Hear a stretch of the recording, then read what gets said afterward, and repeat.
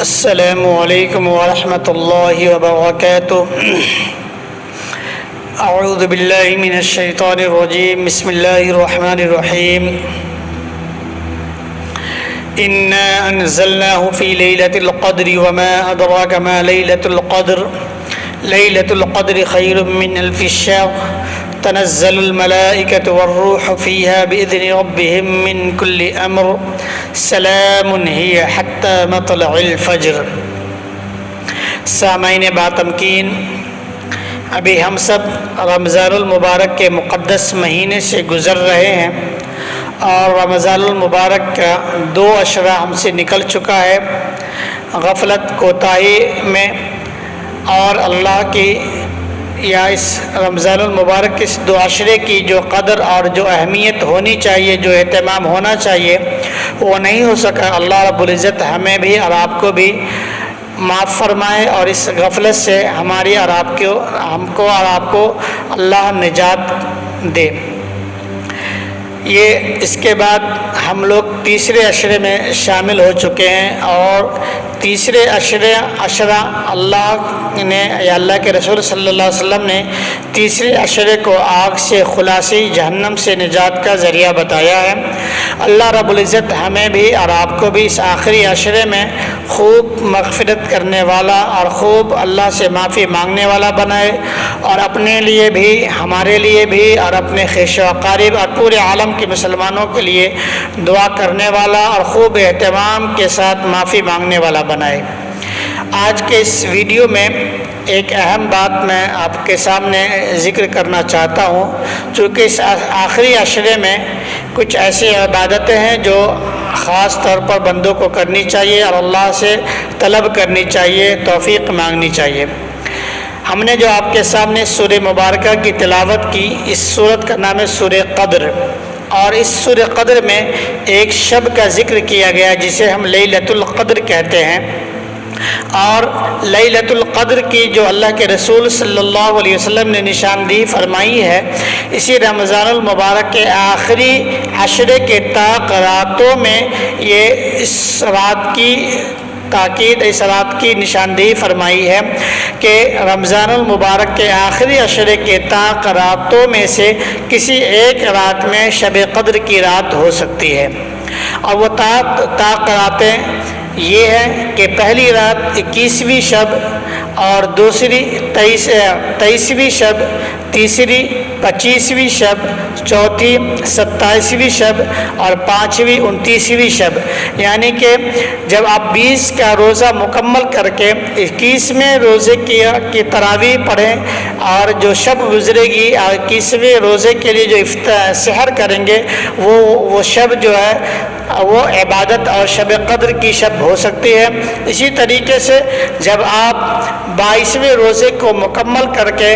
اور 23ویں کی تراویح پڑھیں اور وہ رات میں جو سحر کریں گے وہ بھی شب قدر کی رات ہو سکتی ہے۔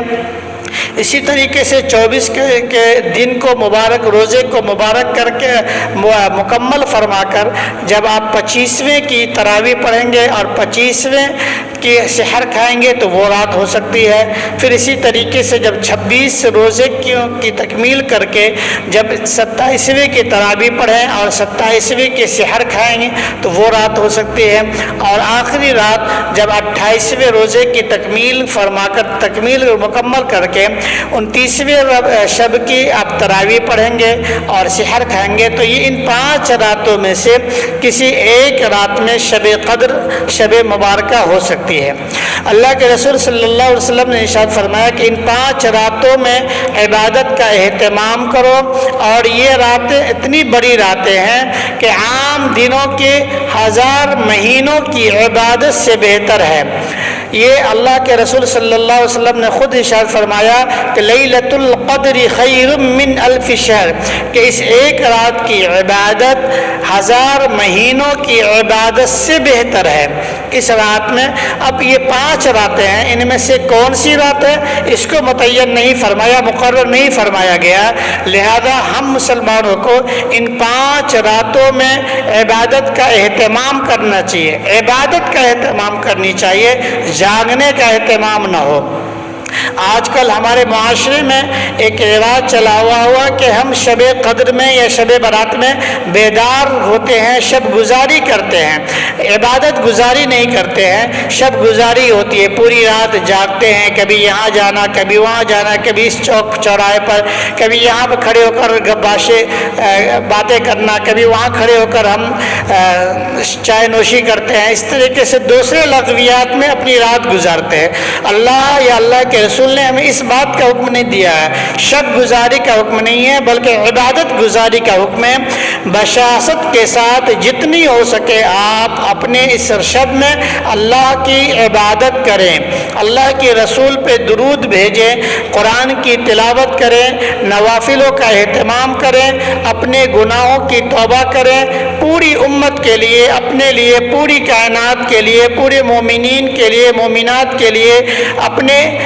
رہنے والے، اپنے ساتھ میں رہنے والے دوست احباب کے لیے، ان سب کے لیے دعا کریں۔ تو یہ 5 راتوں میں ہمیں ان چیزوں کا اہتمام کرنا ہے،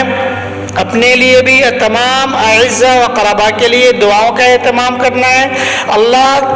کی عبادت کرنی ہے، شب گزاری نہیں بلکہ عبادت گزاری کرنی ہے۔ تو ایک رات تو ہم سے گزر چکی ہے، 21ویں شب نکل گئی، اب 23ویں، 24ویں اور 25ویں، 23ویں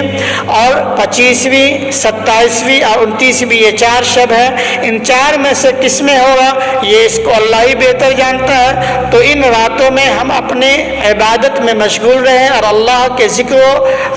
اذکار میں اپنے آپ کو مشغول رکھیں، شب گزاری نہ کریں، شب بیداری نہ کریں، بلکہ ہم عبادت گزاری کریں۔ پوری رات اگر بشاشت کے ساتھ ہم عبادت کر سکتے ہیں تو فبی ہے، بہت اچھا، ہم عبادت کریں۔ اور اگر پوری رات ہمیں بشاشت کے ساتھ عبادت نہیں ہو سکتی تو جتنا آپ عبادت کر سکتے ہیں اپنے گھروں میں، مسجد میں آپ عبادت کریں، پھر سو جائیں، پھر فجر کی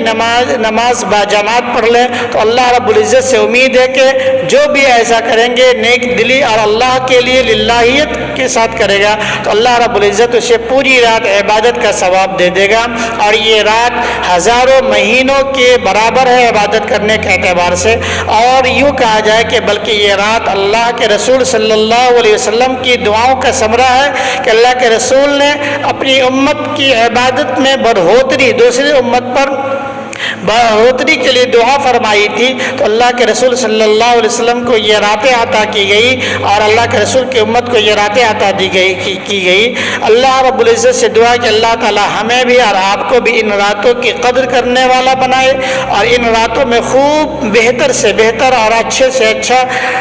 عبادت کرنے والا بنائے، اپنے لیے، تمام مسلمانوں کے لیے دعاؤں کا اہتمام کرنے والا بنائے، آمین۔ میری آپ سے یہ بھی درخواست ہے کہ اگر میری ویڈیو آپ تک پہنچ رہی ہو تو آپ بالخصوص میرے لیے بھی دعا فرمائیں کہ اللہ رب العزت ہمارے تمام اعمال کو قبول فرمائے اور ہمارے تمام سیئات کو معاف فرمائے اور ہماری تمام پریشانیوں کو اللہ دور فرمائے اور غیب سے ہمارے اور آپ سب کی مدد فرمائے، آمین۔ وآخر دعوانا الحمد للہ رب العالمین۔ السلام علیکم ورحمۃ اللہ وبرکاتہ۔